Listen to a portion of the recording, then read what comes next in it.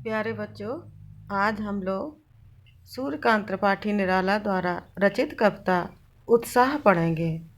उत्साह जो है निराला जी का प्रिय विषय रहा है और उत्साह उन्होंने बादल को संबोधित करते हुए कहा, बादल निराला जी के लिए बहुत ही प्रिय रहा है। और इसके बादलों के माध्यम से उन्होंने बादलों का आवाहन करके जो समाज में निराश, हताश और जो पीड़ित लोग हैं उन जिनको बिल्कुल जो निराश हो चुके हैं उनके अंदर फिर से एक उत्साह भरने के लिए ये कविता लिखी है और उनके अंदर क्रांति एक क्रांति ला करके समाज में बदलाव लाने की कोशिश की है, जिससे कि उन्हें एक नया जीवन वो ला सकें। तो बादल वो कह रहे हैं इस कविता के माध्यम से, जो क्योंकि जब बादल जब गरजते हैं बरसते हैं तो जो ज़मीन के अंदर नए पौधे जिनके बीजारोपण किया गया होता है तो बारिश के पानी से उनको नया जीवन जब बारिश होती है तो नया जीवन मिल जाता है। इसी तरीके से जब कोई भी क्रांति आती है तो समाज के दलित, पिछड़े और जो सताए हुए लोग होते हैं उनकी भी क्रांति में इच्छाएं पूरी कर दी जाती हैं, उनकी बात को मान लिया जाता है। जिस चीज़ के लिए वो क्रांति करते हैं तो उसको उसे पूरा किया जाता है।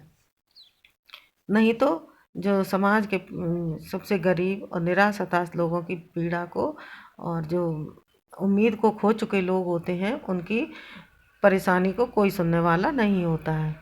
इस तो कवि कह रहे हैं कि बादल गरजो, बादलों को आह्वान किया गया कि बादल तुम गरजो, घेर घेर घोर गगन धाराधार ओ। घेर घेर चारों तरफ से घेर घेर के चारों तरफ से आकर के, घोर माने सारे पूरे, गगन माने आसमान को, धाराधार ओ। धाराधार यहाँ बादल को ही संबोधित किया गया है।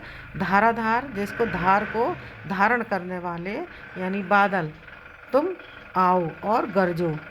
ललित ललित काले घुंघराले, ललित माने सुंदर सुंदर, काले घुंघराले, आप बहुत सुंदर और काले घुंघराले बालों के समान प्रतीत होते हैं। जैसे सुंदर काले घुंघराले बाल अच्छे लगते हैं वैसे ही आपका स्वरूप भी बहुत सुंदर लगता है। बाल कल्पना कब कब कैसे पाले, जैसे छोटे छोटे बच्चे एक कोई कल्पना मन में कर लेते हैं वैसे ही आप भी उन्हीं की बच्चों की कल्पना के समान बहुत ही सुंदर लग रहे हैं।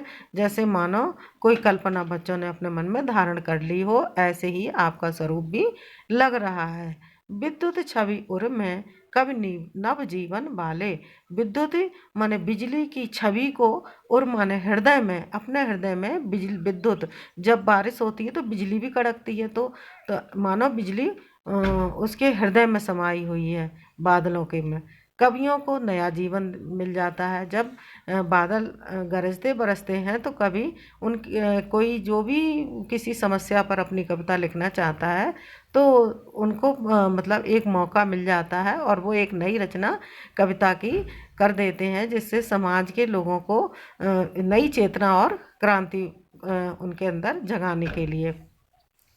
वज्र छिपा नूतन कविता फिर भर दो, अपने वज्र माने बिजली या फिर नई चेतना को छिपा करके छिपाने वाले नई नूतन कविता, नूतन माने नई नई फिर से करने के लिए हे बादल तुम गरजो, जिससे लोग अपने अंदर क्रांति और चेतना ला पाएँ और समाज के जो भी लोग निराश और हताश है उन्हें नई उम्मीद जग पाए और जो पौधे सूख चुके हैं, जिन्हें नया जीवन नहीं मिला है, वो बारिश के कारण बिल्कुल मुरझाए हुए थे, उनको भी नया जीवन मिल जाए, इसलिए बादल तुम गरजो। बिकल बिकल उन मन थे उन्मन, बिकल माने व्याकुल, व्याकुल व्याकुल से, अनमने से, उन्मन माने अनमने, जिनका कोई कहीं पर मन नहीं लगता हो, ऐसे लोग। विश्व के निनाद, निनाद कहते हैं गर्मी को, विश्व की गर्मी से परेशान, सकल माने सारे, जन माने लोग, इस गर्मी से विश्व के सारे लोग बहुत अधिक परेशान हैं। आए अज्ञात दिशा से अनंत के घन, आप अज्ञात दिशा, आपकी दिशा का कोई ज्ञात नहीं है, आप वहाँ से आए हुए बादल आप तप्त धरा, तपती हुई गर्मी से जो धरती भी बहुत ज़्यादा गर्म हो चुकी है, परेशान है लोग, जल से फिर शीतल कर दो। आप बारिश करके इस पृथ्वी को शीतल ठंडा कर दो और बादल तुम गरजो।